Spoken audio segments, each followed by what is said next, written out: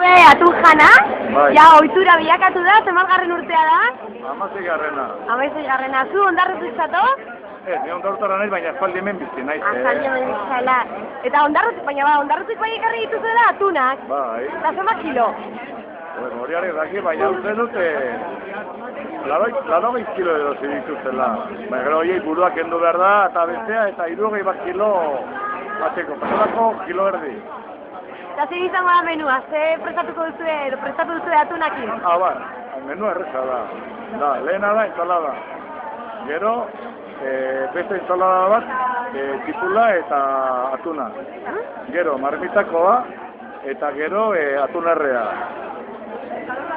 Eta horrek itzez diogu, alde batetik ardoak, zorbeteak, eta baita ere patxarana eta whiskia, eta zagardoa noski ere bai.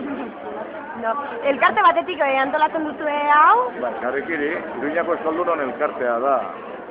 Eta, hemen esan nahi dizuana edo gutxo gora bera da, Karrikiri, datozen batzaltza, datozen guztiak euskaldunak direla, eta harremanak euskaraz direla. Horregatik egiten dugula. Harremanak euskaraz izateko gure artean. Oso ondo, babi esker, eta hon egin. Ez da. Artara,